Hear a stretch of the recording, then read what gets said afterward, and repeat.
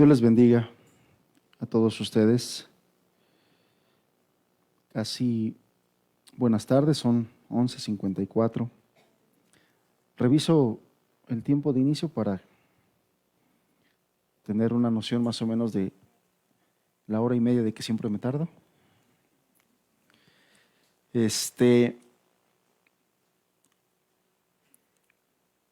Vamos a la escritura, por favor. Hechos, estamos en el capítulo 4, ya en la parte final del capítulo 4. Y vamos a leer hasta el versículo número 6 del capítulo 5. Y la razón es muy sencilla, ya otras veces les hemos comentado que originalmente la Biblia no está escrita con capítulos y versículos. Los libros de la Biblia son corridos y no tienen esas separaciones que se hicieron ya muchísimos años más adelante para, de alguna manera, facilitar el estudio de la misma, llevar un control. ¿No? Es mucho más fácil decir, pues vamos al capítulo 5 del libro de los Hechos, versículo 2, ya nos ayuda mucho, ¿no?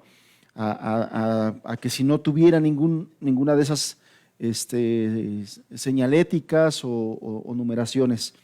Pero en este caso es muy importante para lo que queremos hablar el día de hoy, que entendamos la conexión entre el final del capítulo 4 y el principio del capítulo 5, porque esa conexión es muy importante. Vamos a leerlo pues, entonces, capítulo 4, versículo número 32 en adelante. Dice así: y la multitud de los que habían creído era de un corazón y un alma, y ninguno decía ser suyo propio nada de lo que poseía, sino que tenían todas las cosas en común. Y con gran poder los apóstoles daban testimonio de la resurrección del Señor Jesús, y abundante gracia era sobre todos ellos.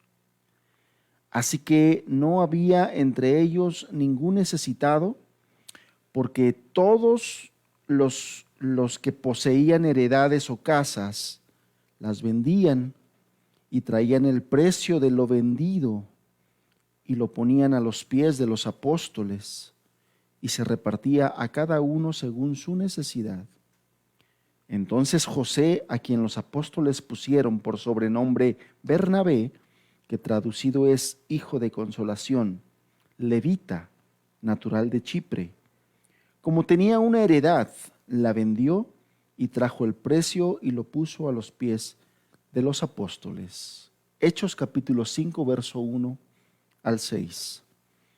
Pero cierto hombre llamado Ananías, con Safira su mujer, vendió una heredad y sustrajo del precio, sabiéndolo también su mujer, y trayendo solo una parte la puso a los pies de los apóstoles. Y dijo Pedro a Ananías: ¿por qué llenó Satanás tu corazón para que mintieses al Espíritu Santo y sustrajeses del precio de la heredad, reteniéndola, ¿no se te quedaba a ti?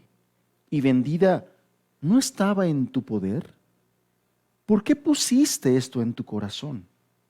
No has mentido a los hombres, sino a Dios. Al oír Ananías estas palabras, cayó y expiró, y vino un gran temor sobre todos los que lo oyeron. Y levantándose los jóvenes, lo enviaron, y sacándole, lo sepultaron. Verso 7.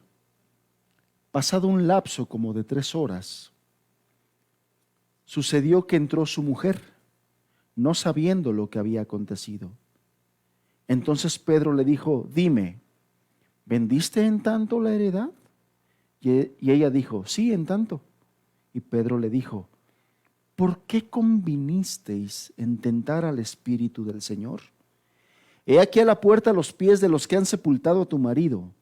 y te sacarán a ti. Al instante, ella cayó a los pies de él y expiró. Y cuando entraron los jóvenes, la hallaron muerta, y la sacaron y la sepultaron junto a su marido. Y vino gran temor sobre toda la iglesia y sobre todos los que oyeron esto. Se da cuenta que la primera parte que leímos en la parte final del capítulo 4 está estrictamente relacionado con lo que comienza el capítulo 5 a hablar, ¿no? Empieza a hablar del ambiente, del amor y del espíritu que había en aquella iglesia entre los hermanos. Una entrega verdadera al Señor, una consagración genuina era lo que había en esta iglesia, de tal forma que resalta ahora un personaje llamado José, al cual los apóstoles sobrenombraron Bernabé, y dice que él vendió la heredad, una heredad que tenía, una propiedad que él tenía, y lo que obtuvo por la venta de esa heredad, de esa propiedad, dice que la entregó a los pies de los apóstoles, se lo dio a los apóstoles para que fuera repartida entre los necesitados de la iglesia.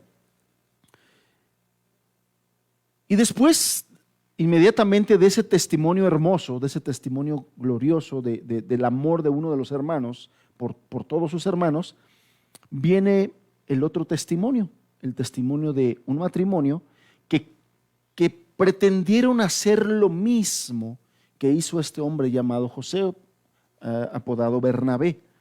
Y dice que ellos también tenían una heredad, también la vendieron en cierto precio y después vinieron con los apóstoles y les dijeron que la habían dado en cierto precio y bueno, lo que sucedió fue terrible. Vemos que esto que sucedió aquí es tremendo. Es importante todo lo que hemos estado hablando porque este es el consecutivo de lo que hemos estado estudiando. Recuerde usted que la semana pasada hablamos precisamente previo a los versículos 32, es decir, estudiamos los versículos anteriores, hablamos precisamente de ese espíritu que había entre los hermanos, de cómo Pedro y Juan, inmediatamente ser liberados, fueron a ver a los hermanos, fueron a ver a la iglesia, no se fueron a su casa, fueron a ver a los hermanos y les contaron todas las cosas que les habían acontecido, y una vez que les contaron, la iglesia se puso a orar. Y bueno, es importante que recuerde usted todo eso. Es en ese hilo que viene el versículo número 32, donde Lucas se toma el tiempo para ponernos el escenario en el que estamos leyendo todas estas cosas. ¿Cuál es el escenario? El escenario es: la multitud de los que habían creído eran de un corazón y un alma. Ninguno decía ser suyo propio nada de lo que poseía, sino que tenía todas las cosas en común. Con gran poder los apóstoles daban testimonio de la resurrección del Señor Jesús. Abundante gracia era sobre de ellos. No había entre ellos ningún necesitado, porque todo lo que poseían, heredades o casas, las vendían y traían el precio de lo vendido y lo ponían a los pies de los apóstoles, y se repartía cada uno según necesidad. Este es el escenario donde Lucas nos pone ahora una situación, y una situación que Dios quiso que se quedara ahí para la eternidad, que Dios quiso que se quedara escrita con todos los detalles que nos da, para que usted y yo lo leamos, lo entendamos, lo miremos, sepamos qué fue lo que pasó, y también venga grande temor en nuestro corazón, porque eso es lo que dice al final, en el verso número 11 del capítulo 5, vino gran temor sobre toda la iglesia y sobre todos los que oyeron estas cosas.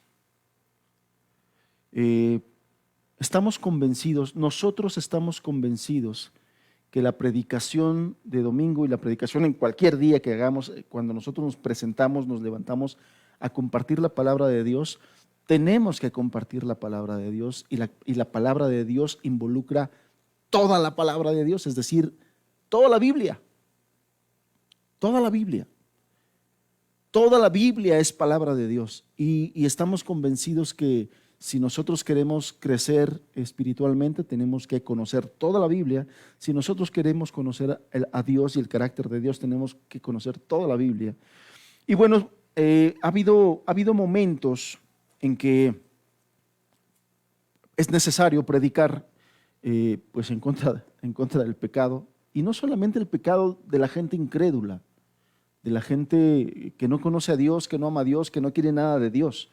También es necesario predicar contra el pecado de la iglesia, que evidentemente en ese trato y en esa santificación en el que el Señor nos tiene, pues todavía cometemos actos, cometemos situaciones como esas.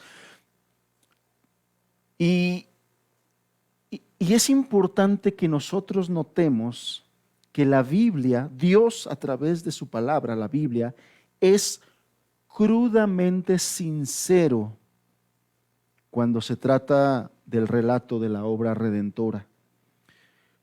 En la Escritura nosotros encontramos registrados puntualmente cómo hay hombres que son especiales para el Señor, hombres de Dios, que aman a Dios y que Dios los ama. Pero en un punto de la vida de esos hombres cayeron, fallaron. ¿Y sabe qué? Dios no guardó silencio. Aun y cuando los amaba tanto, no guardó silencio sobre su pecado. Tenemos ejemplos, muchos ejemplos. Si nosotros nos vamos desde el principio de la Biblia, bueno, pues lo primero que resalta es cómo, con cuánto dedicación el Señor preparó todo ese jardín del Edén para poner ahí a su hijo. La Biblia dice que Adán es su hijo. Cuando nosotros leemos las genealogías en los evangelios, se menciona a Adán como hijo de Dios, es su hijo. Pero Dios no guardó silencio ante su pecado, ni ante el pecado de Eva. Y conforme avanza el relato bíblico, encontramos el pecado de Caín sobre su hermano Abel. Vemos la historia de Noé, cómo fue un hombre de fe, un pregonero de justicia, un hombre obediente a Dios. Pero cuando Noé hizo cosas que no estuvieron bien, el Señor las dejó registradas. Lo mismo podemos decir de Lot, lo mismo podemos decir de Moisés, el gran siervo del Señor, Moisés, el libertador de Israel. Pero cuando Moisés falló, el Señor lo dejó registrado. No ocultó nada.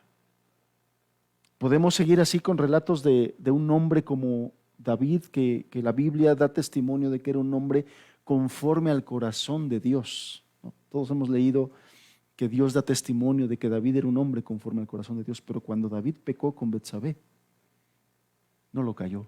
Dios no lo ocultó. Dios no lo cayó y lo dejó registrado para la posteridad, para que usted y yo nos demos cuenta que un hombre conforme al corazón de Dios, hubo un momento en que le falló a Dios.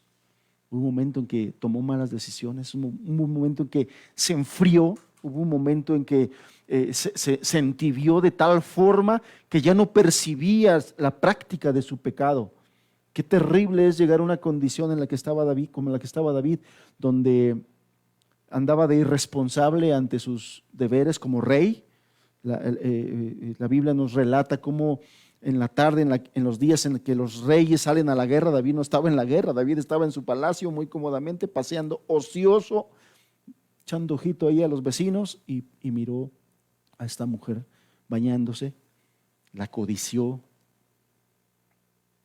se enteró quién era su marido, uno de sus mejores amigos, de los valientes de David, Urías, está registrado dentro de ese grupo de valientes que amaron, sirvieron a David.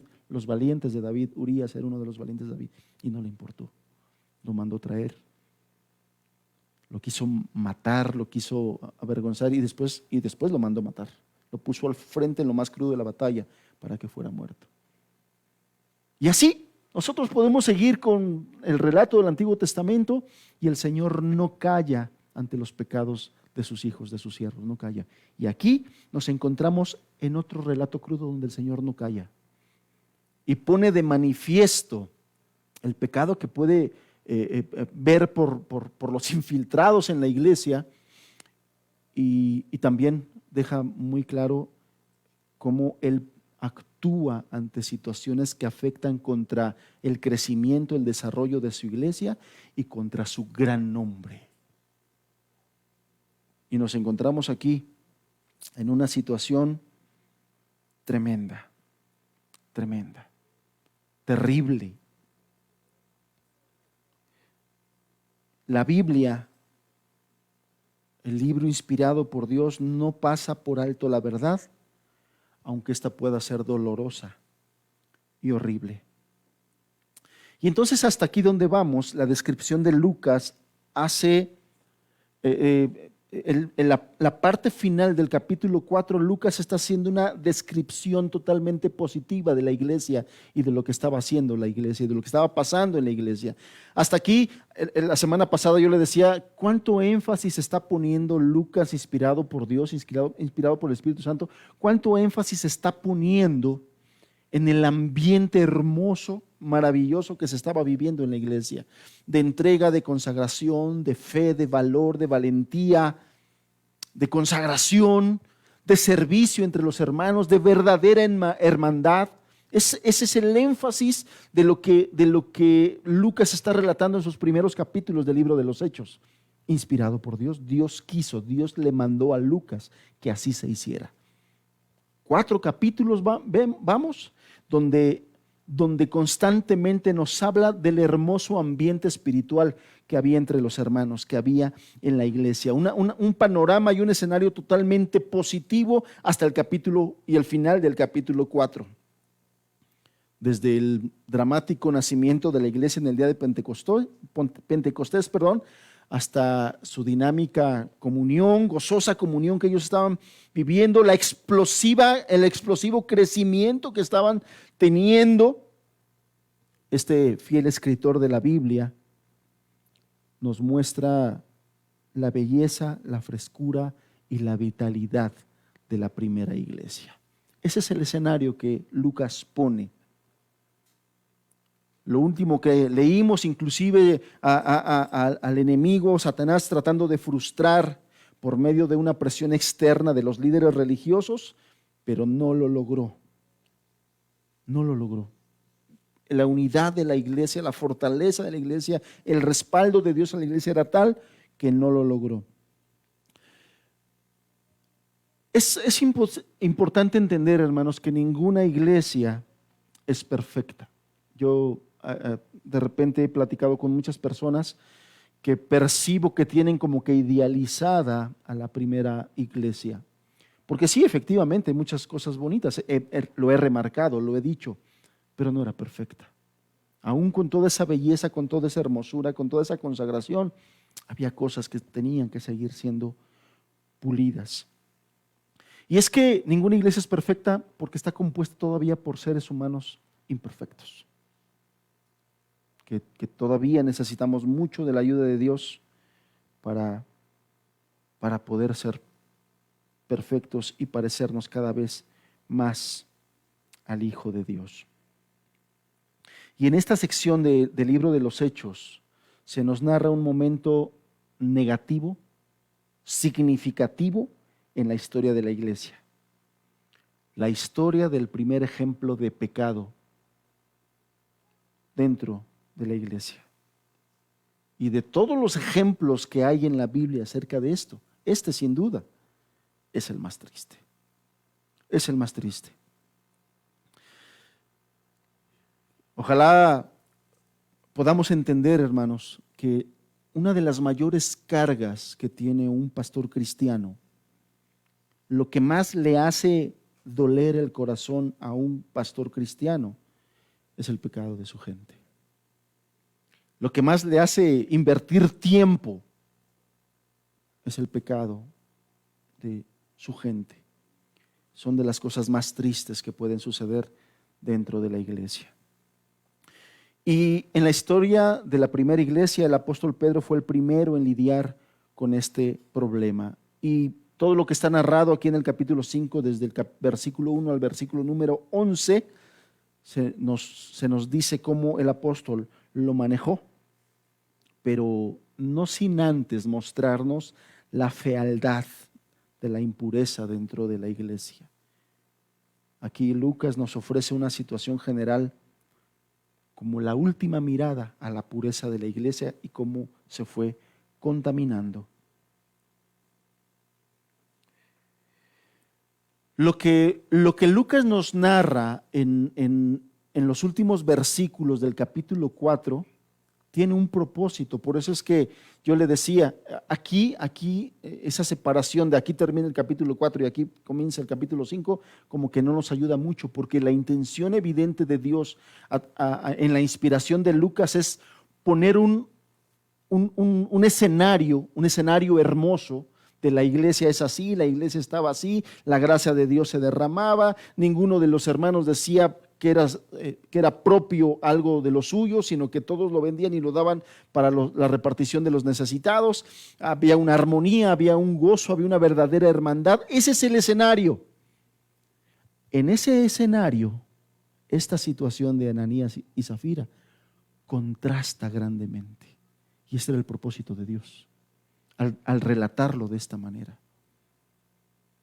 Porque bien Lucas pudo haber dicho al final del capítulo 4, y bueno, aunque la iglesia venía en un momento muy bonito, pues bueno, hubo situaciones que de repente fueron opacando esa belleza, o sea, como que tratando de introducirnos a la fealdad de esta situación.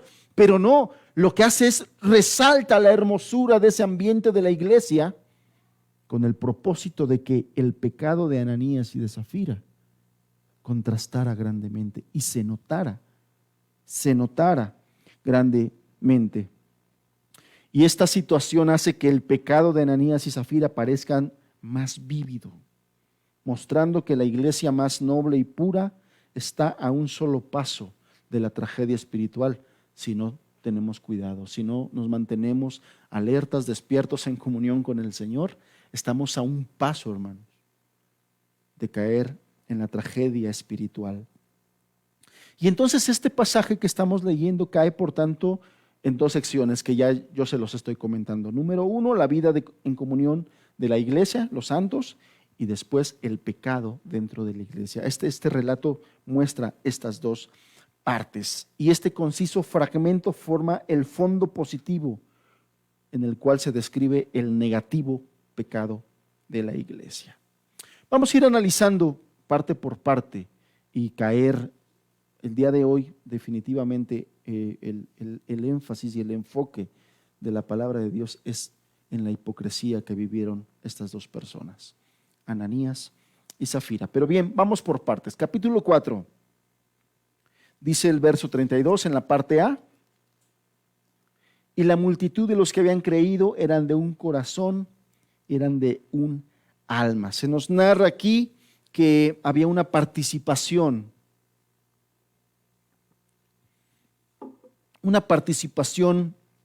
por parte de la iglesia, una participación espiritual. La multitud de los que habían creído habían crecido tan rápidamente que ya no se contaba inclusive la multitud, ¿no? Porque ustedes recordarán en la primera predicación del apóstol Pedro el día de Pentecostés, ¿cuántas personas se salvaron? En la primera predicación del apóstol Pedro. Fuerte. 3,000, exacto. En la segunda predicación del apóstol Pedro, 5,000 varones, aparte las mujeres, ¿no? Entonces hubo un crecimiento exponencial rápido. Y en esta última ya no se nos dice cuántos fueron, solamente una multitud, dice, de discípulos. Entonces el crecimiento fue tan explosivo que ya no se llevaba el registro de cuántos fueron y ya nada más nos dice que era una multitud. Este asombroso crecimiento fue el resultado directo de la acción narrada en el versículo 31. ¿Cuál es el versículo 31? Se nos dice que cuando hubieron orado, el lugar en que estaba congregados tembló y fueron llenos del Espíritu Santo y hablaban con denuedo la palabra de Dios. El respaldo del Espíritu Santo para hablar con denuedo la palabra de Dios hizo que los miembros de la iglesia siguieran creciendo. La gente se convertía. La unidad de los creyentes, nos dice Lucas, eran de un corazón y eran de un alma. Yo hace 8 días les decía, hermanos, qué hermandad tan pura, tan sincera vivían estos hermanos, que después aquí se nos dicen un corazón y un alma. Cuando Dios habla del matrimonio, dice que se unirá a su esposa y serán una sola carne. Y lo dice así la Escritura, serán una sola carne.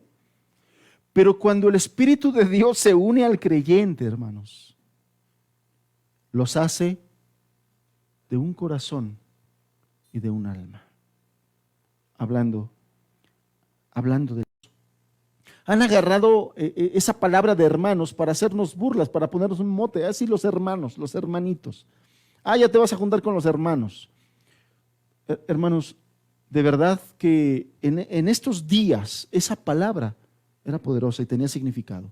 Realmente eran hermanos de un corazón y de un alma. Y eran un testimonio poderoso para la demás gente. Si recordamos nuestro estudio del Evangelio de Juan, en el capítulo 13, verso 35, el mismo Señor Jesús dijo: en esto conocerán todos que son mis discípulos, si tuvieren este amor verdadero, genuino, no falso, no a medias, verdadero amor unos con los otros.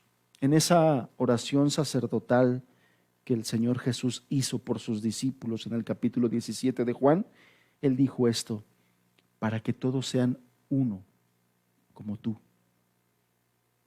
oh Padre, en mí y yo en ti, que también ellos sean uno en nosotros, para que el mundo crea que tú me enviaste.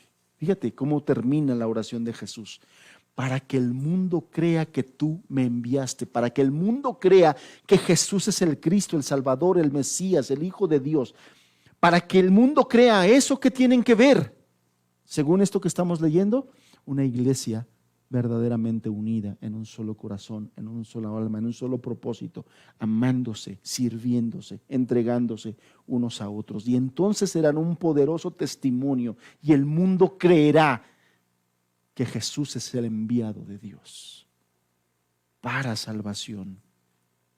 Entonces, la primera hermandad, hermanos, fue una respuesta a la oración de Jesús, tanto en la posición en como el Señor lo dijo, como en la práctica. Se cumplió la oración de Jesús, se cumplió en la vida de esta iglesia. Y la base de esa vida en común era doble. Antes que nada, los primeros creyentes estaban preocupados unos por otros, ministrarse, amarse, servirse, aconsejarse, estimularse unos a otros. Y tan metidos estaban en esto, hermanos, tan metidos estaban en amar a Dios y amar a sus hermanos, tan metidos estaban ellos en esto, absortos estaban en suplir, que lo que les ocupaba era suplir las necesidades de sus hermanos, suplirse las necesidades de manera mutua, de tal forma que no se preocupaban por las necesidades de ellos mismos. Sabían que todo estaba suplido. Sabían que el Señor tenía cuidado de eso y que los había puesto en una iglesia en compañía de seres humanos redimidos, perdonados, llenos del Espíritu Santo, para que esas necesidades fueran suplidas. Esa humildad que estos hermanos exhibían surgía, salía, se derivaba de verse en una verdadera relación con Jesucristo, hermanos. Este poder, este testimonio, este ser de un solo corazón, de un sola alma, tenía un origen: su relación con Jesús. De ahí viene todo poder, hermanos. De ahí viene toda capacidad, de ahí viene toda ayuda, de la relación con Jesús, de nuestra comunión con Él. De ahí viene todo. Si lo vemos desde el otro punto de vista, ¿de dónde provienen todas nuestras deficiencias, todo nuestro mal humor, toda nuestra carnalidad? De nuestra poca o nula comunión con Jesús. No hay pierde.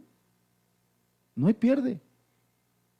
¿Por qué nos gana la carne a veces? Revisemos nuestra comunión con el Señor. Revisemos nuestros tiempos de oración, revisemos nuestro amor por la palabra y el tiempo que le dedicamos al estudio de ella. Esa es la parte esencial de por qué fallamos, de por qué todavía nuestro carácter falta ser pulido en muchas áreas, de por qué de repente el mundo nos gana y nos jala más, por qué nos afanamos tanto en tantas ocupaciones y dejamos las cosas espirituales un alto, por nuestra poca comunión con el Señor. En segundo lugar, estaban enfocados más allá de sí mismos para alcanzar al mundo perdido con la verdad del Evangelio. Una iglesia verdaderamente centrada en Cristo y en los propósitos de Cristo. Una iglesia centrada en Cristo y en los propósitos de Cristo, hermanos. Les decía yo, y lo he repetido varias veces porque es algo que traigo en mi mente, en mi corazón, hermanos. El mayor riesgo, el mayor reto, la mayor tentación, una de las mayores tentaciones que el cristiano tiene en estos días es el afán. Algo que al diablo le está funcionando mucho y muy bien para poder opacar a la iglesia, para poder opacar que se dé una relación como esta, que se dé una verdadera hermandad que se den reuniones gloriosas como la que estos hermanos tenían, es el afán. No tengo tiempo, tengo mucho trabajo, estoy mucho cansado, salgo tarde del trabajo, ya no llego a tiempo. Todo eso le está dando muy buenos resultados al enemigo de Dios, al enemigo de la iglesia, al enemigo de tu alma. Le estamos dedicando muy poco tiempo a las cosas espirituales y estamos tremendamente afanados por las cosas materiales, por las cosas terrenales. Le estamos dando muchísima importancia a tu trabajo, a tu negocio, a las cosas que tienes que hacer, de tal forma que a tu trabajo le dedicas 8, 9, 10, 11, 12 horas al día y no tienes tiempo para tus deberes espirituales, para meterte más a la palabra de Dios, para tener más comunión con el Señor en oración, para tener más tiempos de adoración personales, para tener más tiempo de espirituales con tu familia, con tu esposa, con tus hijos, con los hijos pequeños, con los adolescentes, con tus jóvenes. No tenemos tiempo para ello. Estamos tan dedicados a otras cosas terrenales, pasajeras. No teníamos tiempo para tener comunión hermanos con hermanos. No teníamos tiempo para platicar unos con otros. No tenemos tiempo para ministrarnos unos a otros. No tenemos tiempo para pasarnos las cargas unos a otros. No dice la Escritura que sobrellevemos las cargas unos de otros, pero a veces ni las conocemos porque no nos las platicamos, y no nos las platicamos porque no buscamos tiempo para platicar, porque estamos afanados, porque las actividades terrenales, materiales, que nos agobian, le están dando muy buen resultado al enemigo de Dios. A la iglesia las mantiene ocupada y cansada. A los miembros de la iglesia nos mantiene ocupados y cansados en otras cosas que no tienen que ver con el reino de Dios. Es tan sencillo como hacer un ejercicio, hermano. ¿Cuánto tiempo le estás dedicando a las cosas del reino de Dios? De tus 24 horas del día. ¿Cuántas de ese tiempo le dedicas al reino de Dios? A las cosas espirituales, llámese oración, lectura de la palabra, comunión con los hermanos, altares familiares o administración, evangelismo. ¿Cuánto de tus 24 horas le dedicas a eso? ¿Y cuánto de tus 24 horas le dedicas a cosas que no tienen nada que ver con el reino de Dios?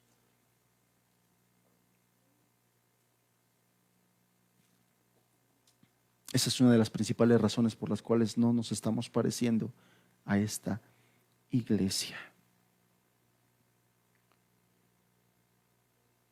Estos hermanos estaban tan metidos en las cosas de Dios, en el reino, que tenían poco tiempo para molestarse unos a otros con asuntos triviales. Su unidad, esta unidad que ellos tenían, provenía de enfocarse en aquellas prioridades que Jesús les había dejado: amarse desinteresadamente y alcanzar al mundo perdido. Esas eran sus prioridades, hermanos, de esta iglesia. Siguiente versículo, versículo 33. Dice: y con gran poder los apóstoles daban testimonio de la resurrección del Señor Jesús, y abundante gracia era sobre de ellos. Había una poderosa predicación, hermanos. ¿Y por qué había una poderosa predicación? Algo yo le decía la semana pasada. No solamente era la gracia y el poder, la unción que tenían los apóstoles. Era el respaldo de una iglesia unida, amante, detrás de ellos. Es decir que la responsabilidad de tener poder en la predicación no recaía única y estrictamente en la comunión de los apóstoles con Dios, no. La voluntad del Señor era que los apóstoles fueran miembros, fueran partes de una iglesia, de tal forma que el poder en la predicación no era solamente resultado de la comunión del apóstol con Dios, era el resultado de la iglesia a la que pertenecía el apóstol, de la comunión que esa iglesia tenía con Dios. Porque no solamente Dios estaba respaldando a un apóstol, a Dios no le interesa exaltar hombres independientes, ungidos, papas, ¿no? Al Señor le interesa que a través de su iglesia, de toda su iglesia, Él sea muy honrado y sea muy glorificado.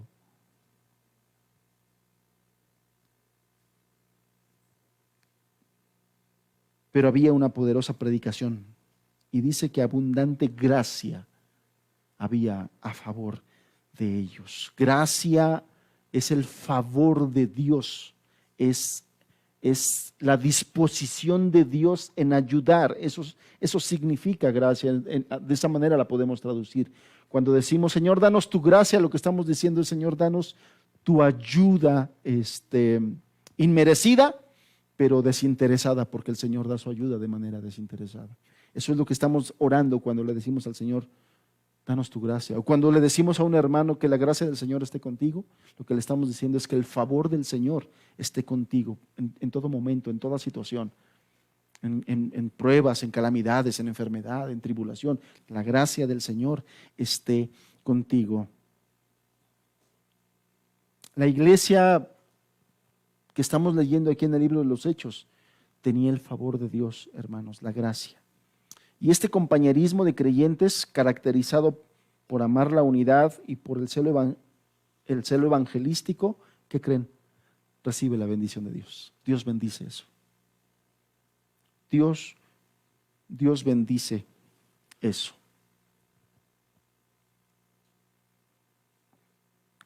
Verso 34 y verso 35 dice, así que no había entre ellos ningún necesitado, porque todos los que poseían heredades o casas las vendían y traían el precio de lo vendido. Y lo ponían a los pies de los apóstoles y se repartía a cada uno según su necesidad.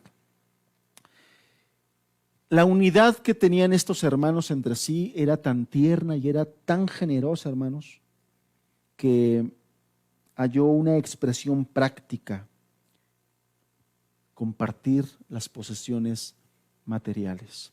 Ya hace algunas semanas, cuando en unos capítulos anteriores se menciona algo similar, ya explicamos que estos versículos no están enseñando comunismo ni socialismo, hermanos. No están enseñando una comuna, no. Lo que sucede es que en este momento el amor que había en los discípulos, el amor que había en cada uno de los miembros de la iglesia era tal, estaban tan consagrados, hermanos. Y además había tanta necesidad.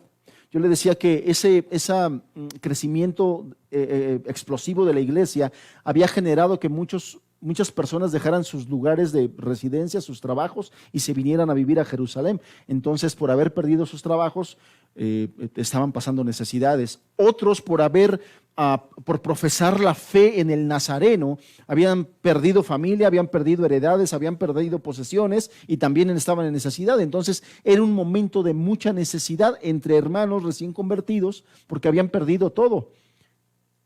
Y entonces los hermanos que sí tenían y que todavía tenían sus posesiones, viendo esa necesidad, entonces ellos estaban haciendo esto, estaban vendiendo sus posesiones y todo. Pero nada de lo que se dice aquí tiene que ver con comunismo, hermano, con socialismo, para que no se vayan a confundir, porque además, el presidente que teníamos el día de hoy, de repente cita malamente la Biblia, cita a Jesús para enseñar su socialismo, para enseñar su comunismo. Tengan cuidado con eso. Tengan cuidado con eso, porque dicen, yo soy seguidor de Jesús porque Jesús enseñó eso, enseñó que las bendiciones son para los pobres. Y es que esto está muy de acorde con toda la enseñanza de la Escritura, hermanos. Por ejemplo, acompáñame a Mateo capítulo 6, verso 1 al 6. El Sermón del Monte. Mateo 6, capítulo 1 al 6. Versículo 1 al 6.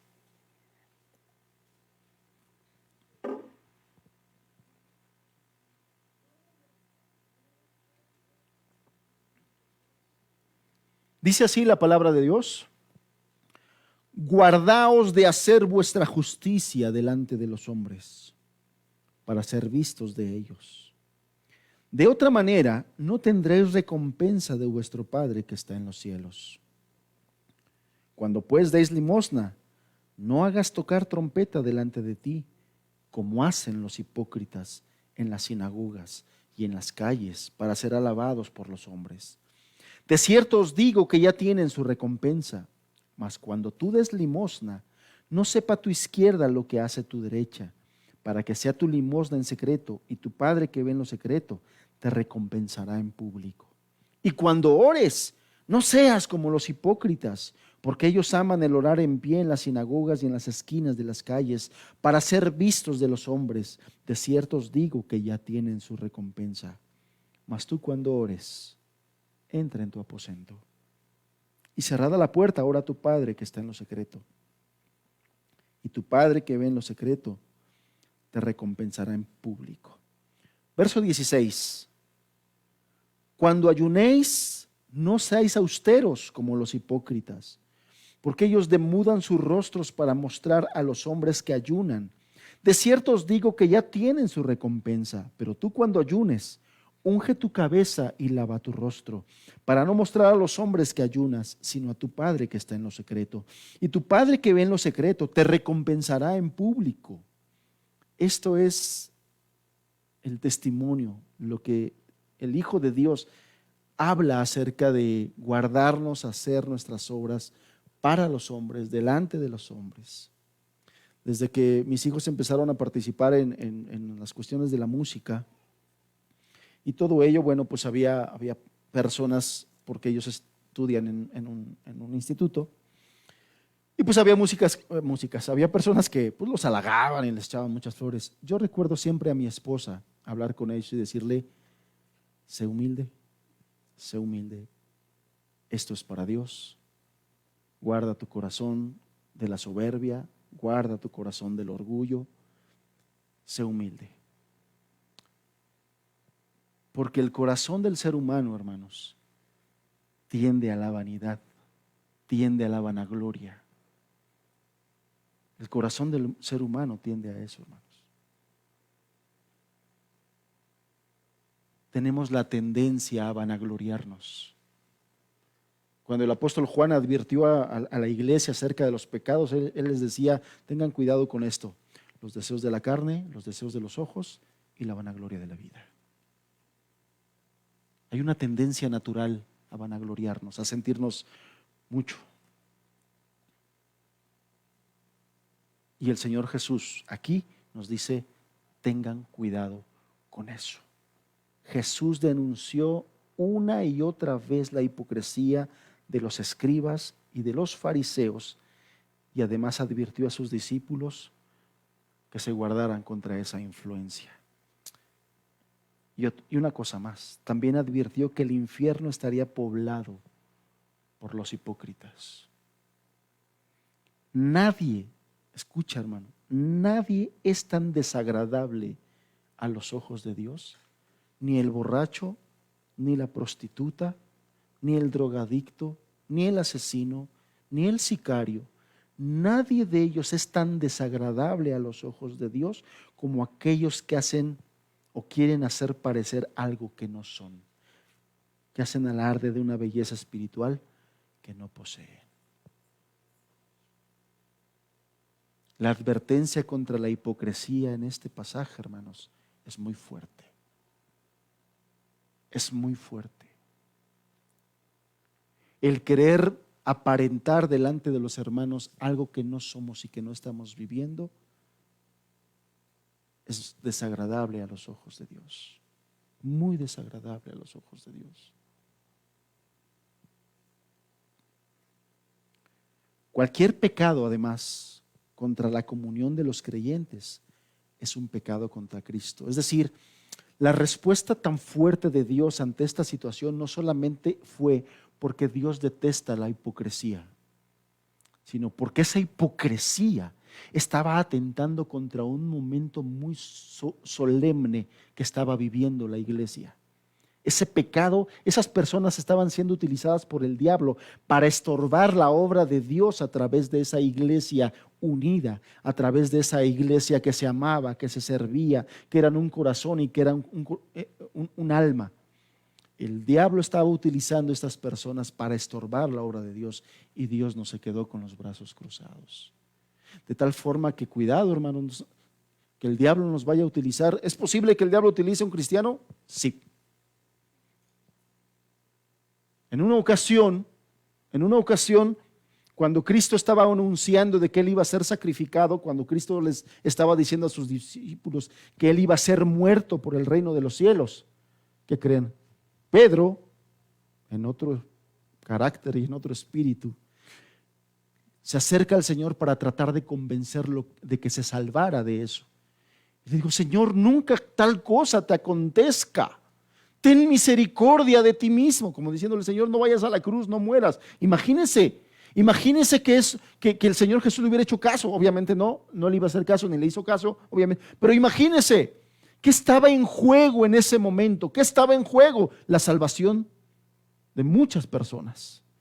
Porque el fruto del sacrificio de Cristo en la cruz redundó en la salvación de muchas personas. Obviamente el diablo no quería que las personas fueran salvas. Obviamente el diablo no quería que Cristo fuera a la cruz y cumpliera el propósito de Dios como redentor y salvador. Y entonces, ¿qué hizo? Utilizó un descuidado Pedro y le dijo, dile a tu maestro que no haga eso, que pobrecito de él. Y ahí va el descuidado Pedro y le dice, nunca tal cosa te acontezca. El Hijo de Dios, que es Dios mismo, identificó inmediatamente eso. ¿Y qué fueron sus palabras? Apártate de mí, Satanás. No le dijo, apártate de mí, Pedrito. Apártate de mí, Satanás. Porque el Hijo de Dios identificó que el diablo estaba utilizando a Pedro para estorbar a la obra del reino. Evidentemente Pedro no estaba consciente de eso.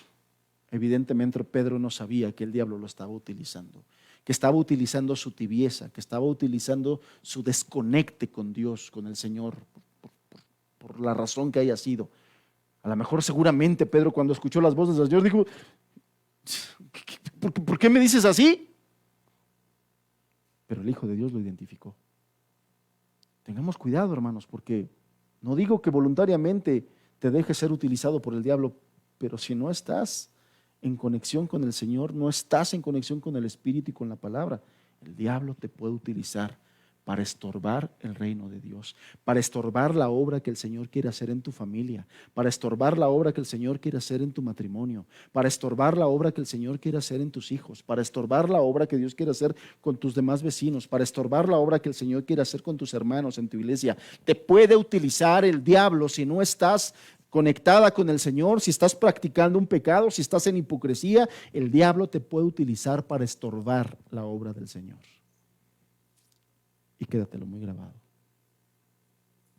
Y quédatelo muy grabado. La ofrenda de Ananías y de Zafira fue una afrenta a Dios.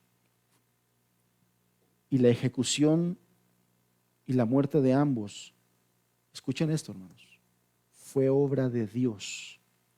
No fue del diablo, no fue el diablo el que los mató. Fue Dios el que los mató, para mantener la pureza de la iglesia.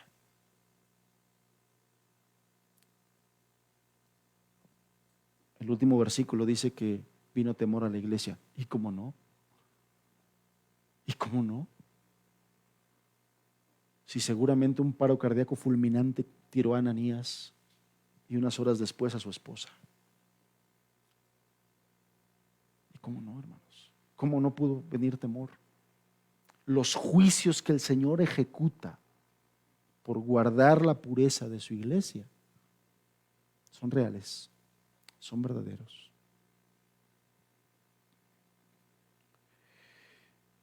Verso 3 y verso 4 del capítulo 5. Y dijo Pedro, Ananías, ¿por qué llenó Satanás tu corazón para que mintieses al Espíritu Santo y sustrajeses del precio de la heredad, reteniéndola? ¿No te quedaba a ti y vendida no estaba en tu poder? ¿Por qué pusiste esto en tu corazón? No has mentido a los hombres, sino a Dios. Es de notar, hermanos, la percepción, el discernimiento espiritual del apóstol Pedro. Es de notarse. La mentira de Ananías y de Zafira no engañó al apóstol Pedro, quien guiado por el Espíritu Santo pudo ver a través de la hipocresía de ellos.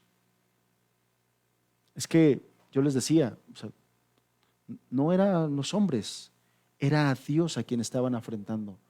Por lo tanto, Dios advirtió a su siervo, a su servidor, a través del Espíritu Santo, y Pedro no pudo ser engañado. Quizá hubiera podido engañar a otros, pero no a aquel que está pendiente del rebaño, que ama al rebaño y que está en conexión con Dios.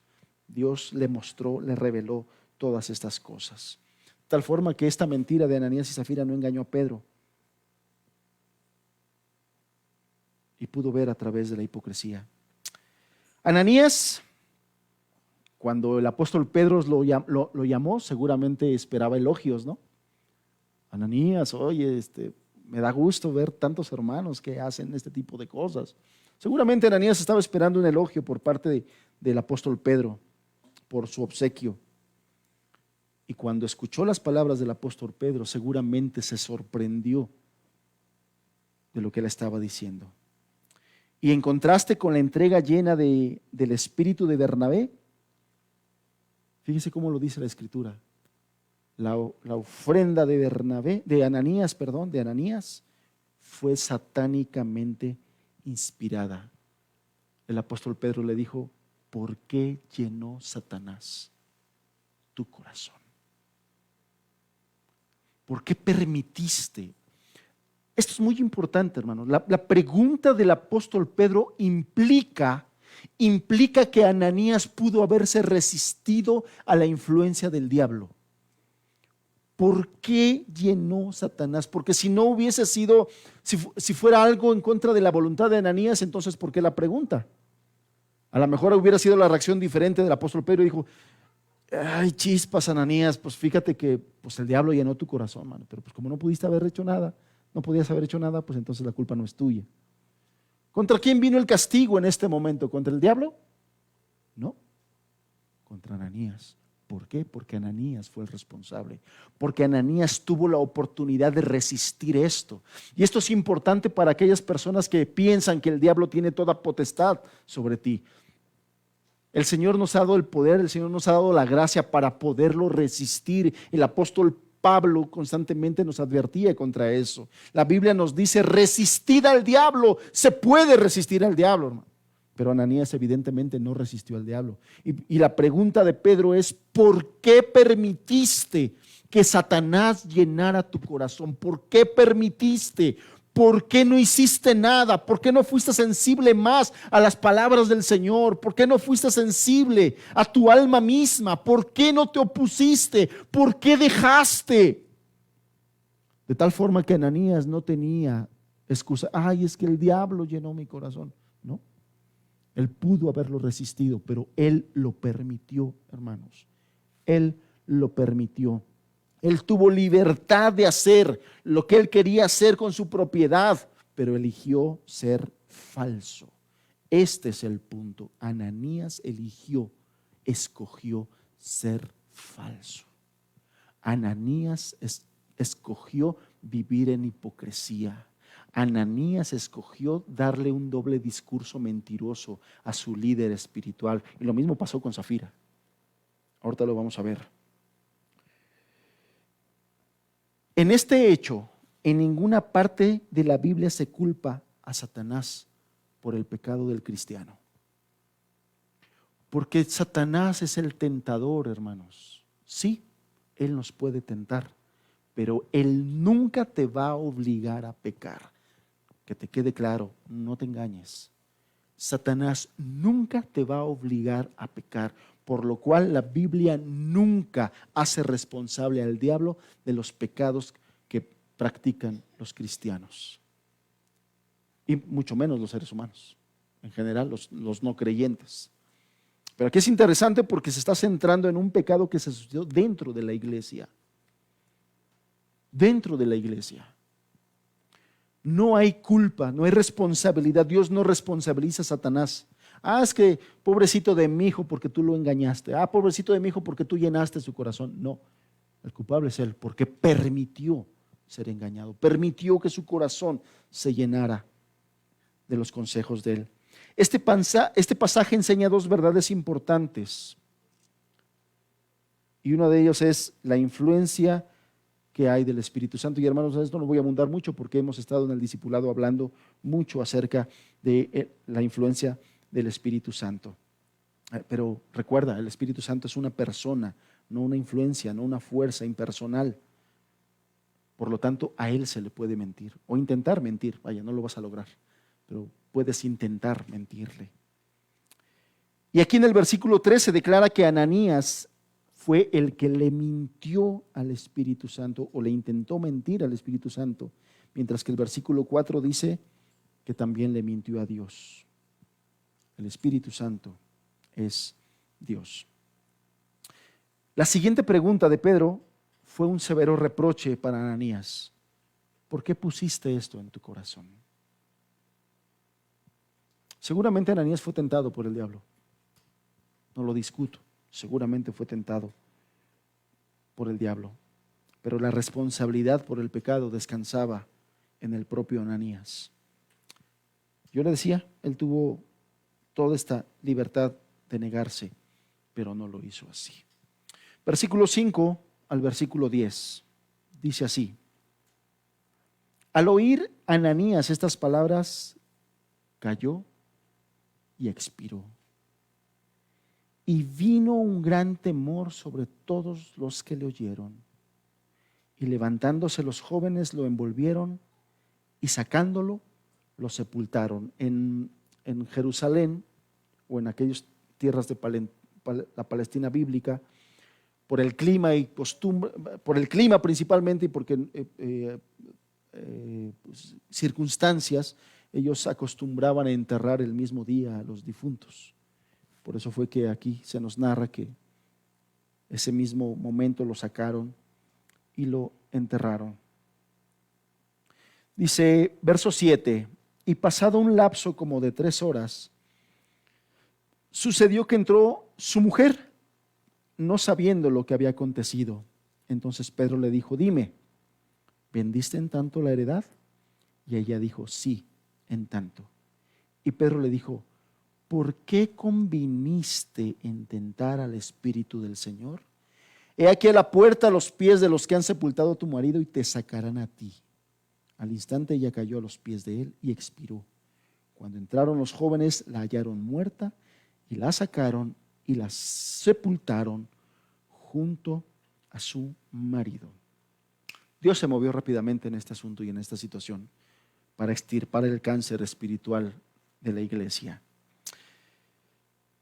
Al oír las palabras de Pedro, Ananías cayó y murió en ese momento. Y nos dice el versículo que vino un gran temor sobre todos los que le oyeron. Y yo le decía: ¿y cómo no? O sea, de verdad que al oír esto, hermanos, quien no teme en su corazón, quien no reflexiona sobre sí mismo, sobre nuestro actuar, nuestro conducirnos delante del Señor, es porque de plano ya nada nos brilla, nada nos alumbra y estamos más duros que la piedra.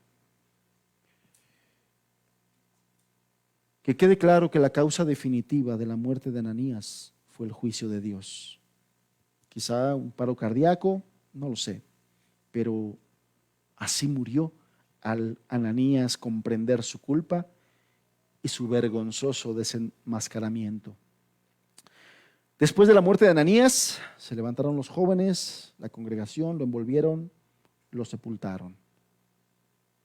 Y después viene el segundo acto de tragedia que estaba a punto de ocurrir. Dice aquí, verso número 7, pasado un lapso como de 3 horas, sucedió que entró su mujer, no sabiendo lo que había acontecido. Zafira entró, no sabía lo que le había pasado a su esposo. Y fíjate cómo Pedro le da una oportunidad a Zafira. Pedro ya sabía lo que estaba pasando. Pedro ya sabía lo que estaban haciendo. Ya lo sabía. Ya. Nada más quería ver en qué condición del corazón estaban y en qué disposición de ser ayudados o de dureza y de rebeldía estaban. Y la pregunta de Pedro es, entonces Pedro le dijo, dime. ¿Cómo para qué le preguntó Pedro si ya sabía lo que había pasado? El Espíritu se lo había revelado.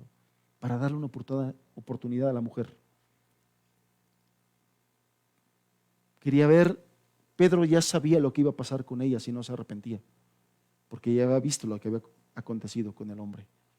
Y le quiso dar una oportunidad de arrepentimiento. Y le dijo, dime, ¿vendiste en tanto la heredad? Seguramente si Zafira se hubiera visto descubierta, dijo, no, pues ya vio a mi esposo, ya le cayó el juicio, seguramente ella hubiera entrado en terror y hubiera dicho y hubiera confesado su pecado y su maldad y hubiera dicho, sí lo hicimos mal, perdóname. Pero como vivía en hipocresía, ella quería seguir guardando la apariencia a pesar de la pregunta directa, consecuente del apóstol, es decir, le quería dar una oportunidad y ella quiso aprovecharse nuevamente. Su corazón hipócrita volvió a mentir. Pedro le dijo, como diciéndole, a ver, platícame, ¿cómo estás? Bien, hermano, bien. En bendición y en victoria, amén, aleluya. Es cierto. Estás en práctica de pecado constante, estás siendo piedra de tropiezo para otros, estás poniendo tropiezo, estás haciendo tropezar a otros. Y todavía te atreves a decir que estás bien.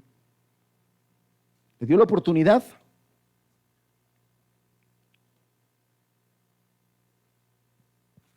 ¿Vendiste en tanto la heredad? Le dijo. Verso 8. Y ella dijo, sí, en tanto. Se mantuvo en su mentira, se mantuvo en su hipocresía. Y Pedro le dijo, ¿por qué conviniste en tentar al Espíritu del Señor? Otra vez, el pecado de Zafira, número 1, no fue el haberse quedado con parte del dinero. Eso no fue el pecado. A eso le fueron agregando mentira. Cuando el líder espiritual te quiere ayudar y se acerca para ayudarte, pero en lugar de ayudarte tú le mientes, tú no estás pecando contra tu líder espiritual, tú estás pecando contra el Señor que ha mandado a tu pastor para ayudarte y le estás queriendo mentir al Señor.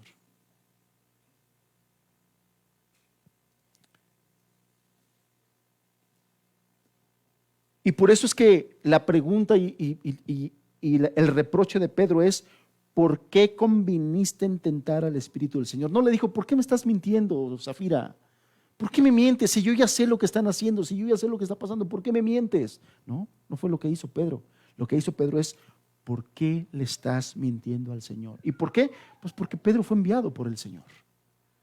No le estabas mintiendo al hombre, le estás mintiendo al Señor. Y el apóstol puso al descubierto la conspiración y la locura de probar la reacción de Dios Santo ante el pecado. Y estas fueron las palabras que le dijo. He aquí a la puerta los pies de los que han sepultado a tu marido y te sacarán a ti. Qué insensato es, hermanos. Qué insensato es mantenernos en un pecado cuando vemos que eso está destruyendo todo a nuestro alrededor está destruyendo tu comunión con Dios, está destruyendo tu comunión con la iglesia, está destruyendo tu matrimonio, está destruyendo tu familia, está destruyendo tu testimonio ante los demás y te quieres seguir manteniendo en esa mentira y en ese error por un pecado de hipocresía. Por un pecado de hipocresía.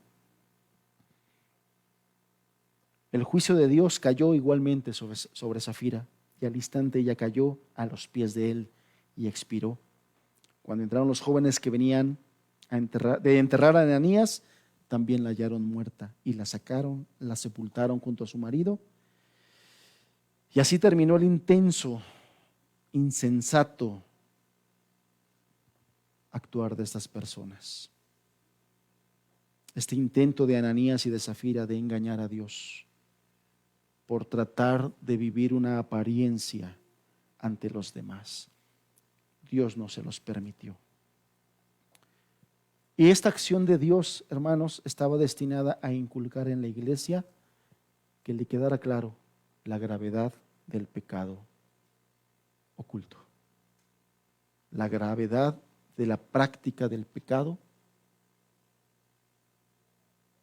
y no confesarlo, y no ser transparentes, y no ser humildes, y no buscar ayuda. Yo no sé si Dios vuelva a hacer lo que hizo con Ananías y Safira, así de esa manera tan drástica. No sé si lo haga así. Lo que sí sé es que Dios no ha cambiado, que sigue siendo el mismo Dios santo, el mismo Dios que ama a su iglesia y la respalda y la quiere en pureza.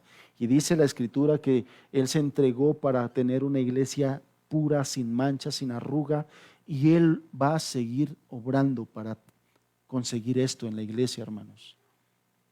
Porque la iglesia es el testimonio de Dios ante el mundo.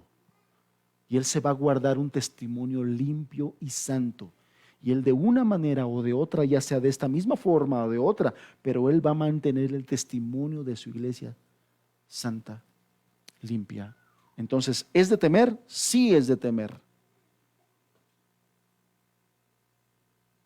El versículo 11 dice, y sobrevino gran temor sobre toda la iglesia y sobre todos los que oyeron estas cosas. Si alguno de nosotros leer esto no nos trae temor, hermanos, es porque ya estamos muy endurecidos. Muy endurecidos. Porque un beneficio de la disciplina en la iglesia es de disuadirnos a los demás de pecar. Que traiga temor de pecar. Seguramente, hermanos, después de que sucedió esto, ¿tú qué crees que pasó entre los miembros de la iglesia? ¿Qué crees que fue lo que sucedió después de una disciplina de este tamaño de parte del Señor? Constantes autoexámenes por parte de los discípulos, ¿no? O sea, yo no quiero que el Señor venga y me mate como mató a estos insensatos. Y empezaron a autoexaminarme, cómo me estoy comportando, cómo estoy viviendo, cómo estoy haciendo esto, cómo estoy haciendo esto otro.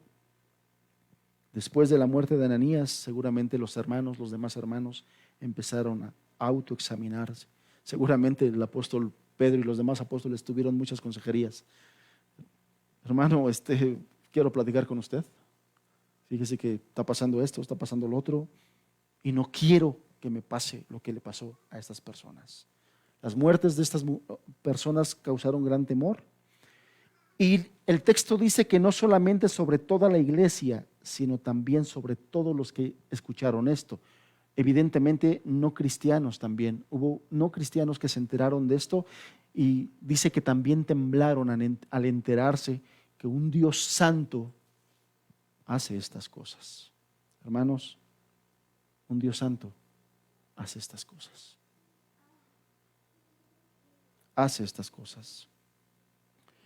El fuerte deseo de Dios por una iglesia pura, su disposición de tomar medidas drásticas a fin de lograr ese deseo, fueron tan evidentes que todo mundo lo vio. Todo mundo se dio cuenta. Así escribió el apóstol Pedro más tarde, allá en Primera de Pedro, capítulo 4, verso 17. Acompáñame, por favor. Primera de Pedro, capítulo 4,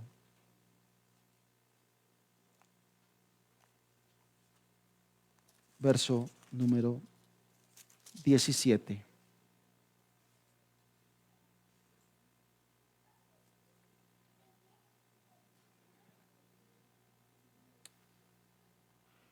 Porque es tiempo de que el juicio comience por la casa de Dios. Y si primero comienza por nosotros, ¿cuál será el fin de aquellos que no obedecen al evangelio de la verdad? Al evangelio de Dios, perdón. ¿Qué es lo que está diciendo aquí el pasaje? Que primeramente Dios le interesa a su iglesia y le interesa una iglesia pura. Cuando dice aquí que es necesario que el juicio comience por la casa de Dios, es decir, está hablando de que nosotros seamos juiciosos de nuestro conducir, de que cómo estamos viviendo para Dios. Pero también está haciendo, seguramente aquí Pedro tenía en su mente lo que había acontecido con Ananías y con Zafira y se estaba acordando. Es necesario. Pedro aún todavía no había visto cómo Dios juzgaba a incrédulos de esta manera. La primera vez que Dios le concedió verlo fue dentro de la iglesia. Y por eso dice, es necesario que primeramente el juicio comience por la casa de Dios, pero después arremete, dice, y si primero comienza por nosotros, ¿cuál será el fin de aquellos que no obedecen al evangelio de Dios? También los incrédulos van a ser juzgados por el Señor si no se arrepienten. Quizá el apóstol recordó este incidente cuando fue inspirado a escribir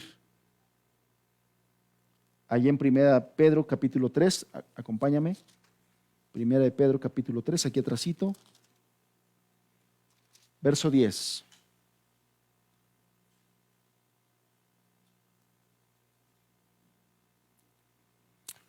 Aquí Pedro se estaba acordando del Salmo y dice, porque el que quiere amar la vida y ver días buenos, refrene su lengua del mal y sus labios no hablen engaño.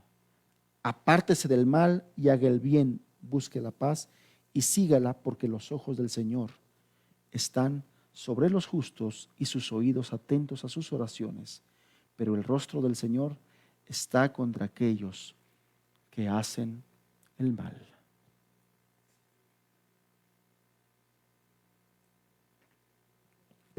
Sin duda alguna, hermanos, sin duda alguna, es una exhortación para nosotros también, sin duda alguna.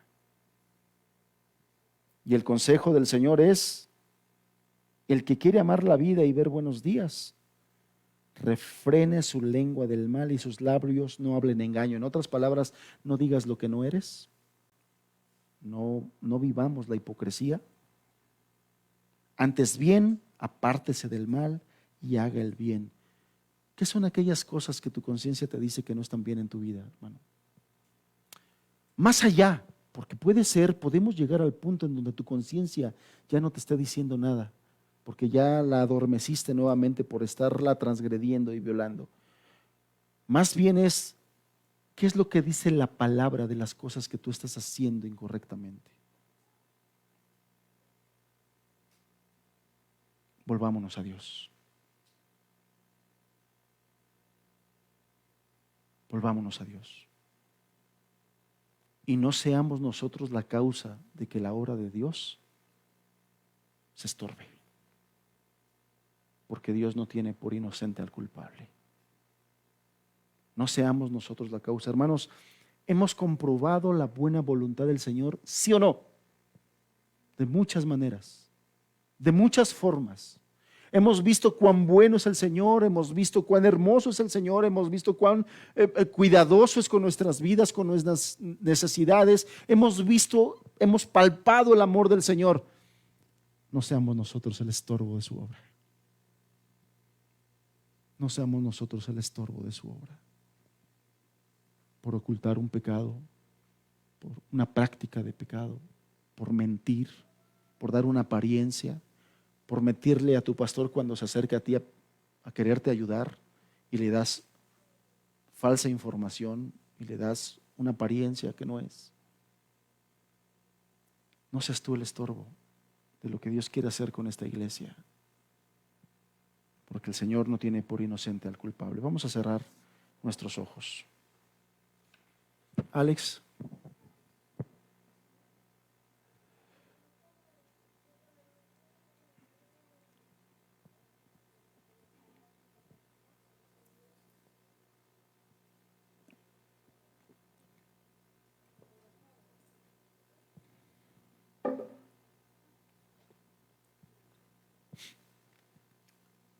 Creo que es importante tomar un tiempo. Dice el texto que estudiamos que después de estos acontecimientos vino gran temor sobre la iglesia y sobre todos los que se enteraron. Hoy nosotros nos estamos enterando. Creo que es un momento de hacer una introspección. ¿Cómo está tu vida, hermano, hermana? ¿Cómo está tu vida? Que no se te olvide y que el Señor deje muy grabado hoy en nuestra mente y en nuestro corazón cuán abominable es el pecado de hipocresía. Cuán abominable es el pecado de hipocresía.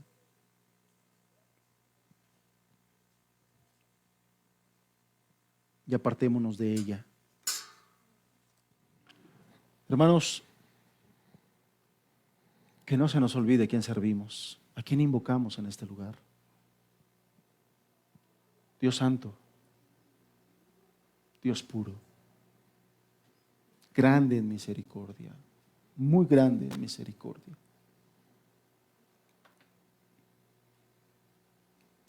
Que la palabra que el Señor hoy nos dio nos haga reflexionar, a todos nos haga reflexionar.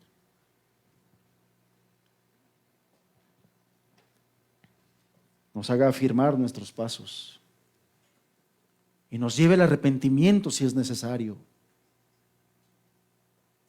Si has estado viviendo en apariencia, si has estado en la práctica de algún pecado, nos lleve al arrepentimiento. Porque nuestro Dios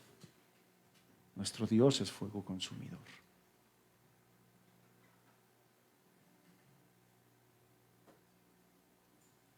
Apártate de la hipocresía, apártate de las apariencias, apártate del engaño, apártate de decir mentiras.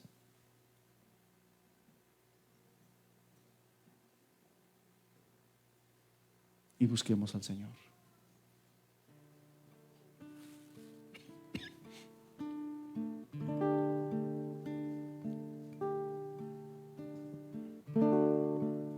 Porque nuestro Dios es santo. Santo. Santo. Nuestro Dios es santo. Nuestro Dios es puro. Y nuestro Dios ha sido muy bueno como para que le paguemos mal.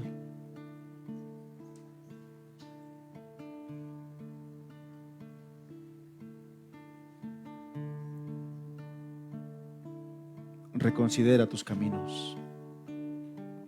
Reconsidera tus acciones. Y vuélvete al Señor. Y busca ayuda. Y cuando busques ayuda, sé lo más transparente posible. Habla verdad.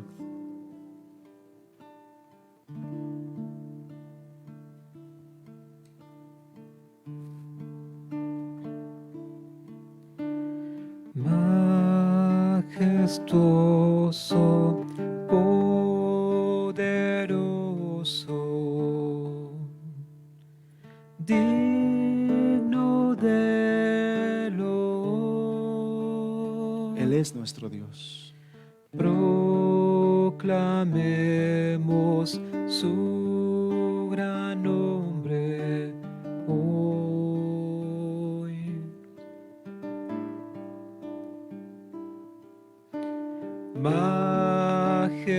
Majestuoso, poderoso, digno de loor. Proclamemos su gran nombre hoy.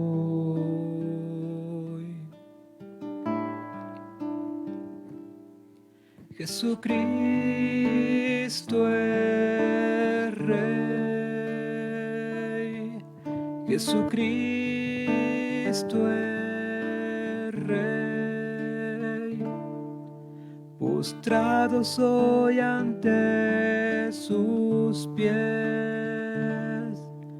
Jesucristo es Rey.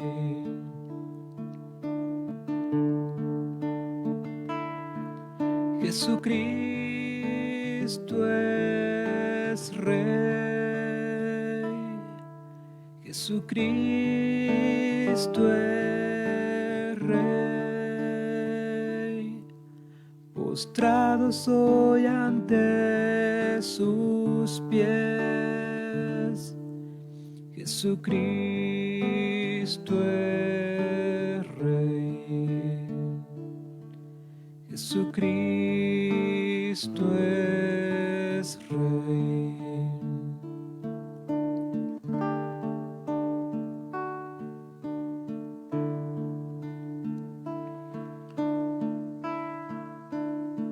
Estamos en la iglesia de Cristo, hermanos. Una institución santa.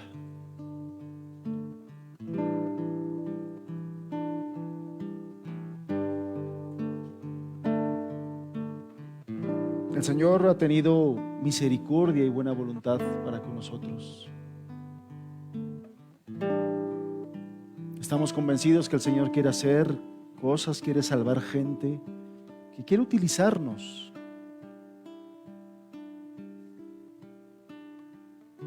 Quiere usarnos. Y el Señor ha puesto todos los medios para que nosotros estemos en las condiciones de ser usables, de ser utilizables por Dios para extender su reino. Pero hoy es día de hacernos la pregunta, hermanos, ¿somos usables por Dios? Porque Dios no puede habitar donde hay hipocresía.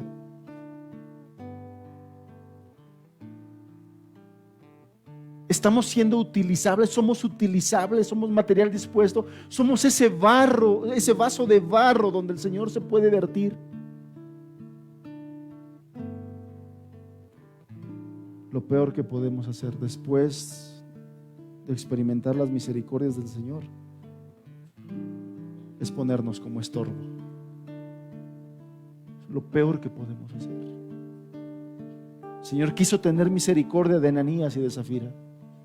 El Señor quiso tener misericordia de ese matrimonio y por eso lo fue a buscar de donde ellos estaban, allí en la desolación, allí en la tristeza, allí en el vacío. El Señor se preocupó por el matrimonio de Ananías y Zafira y los fue a buscar y los trajo a su iglesia para usarlos, para bendecirlos, para darles vida eterna.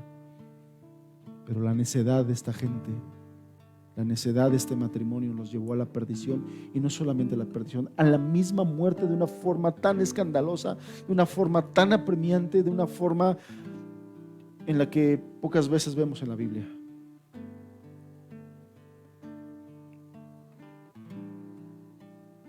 No fue Dios el que cambió. Dios quiso bendecirles, pero ellos se pusieron en una posición de necedad, donde sus ojos santos no pudieron tolerarlo más,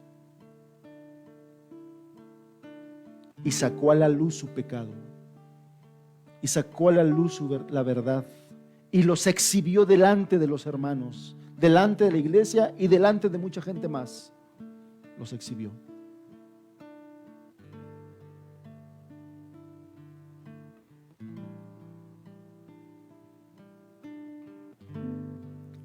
Porque antes sea Dios veraz y todo hombre mentiroso.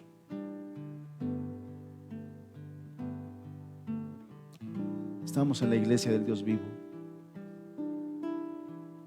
El apóstol Pablo dice que es la columna y el baluarte de la verdad. No estorbemos la obra, hermanos. Seamos usables por Dios. Seamos usables.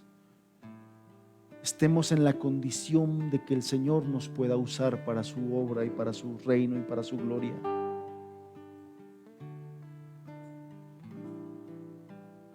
Si has estado viviendo en necedad, en hipocresía, hermano, es momento de buscar a Dios, arrepentirte y apartarte de todo eso. Apartarte de todo eso. Es momento.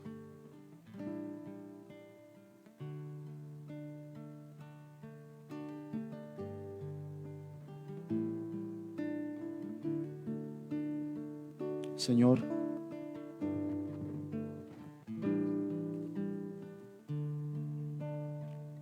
también hoy te damos gracias por tu palabra,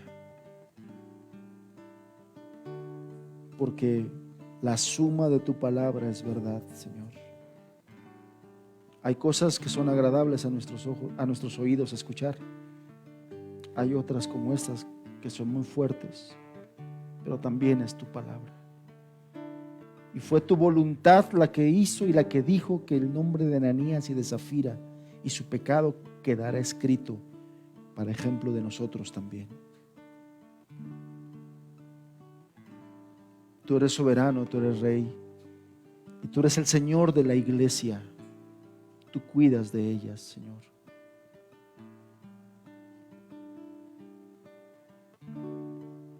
Líbranos. Líbranos de estas situaciones. Pero si hay que tratar con ellas, danos la gracia que le diste a Pedro, Señor. En el nombre de Jesús. En el nombre de Jesús te lo pedimos. Amén, Señor.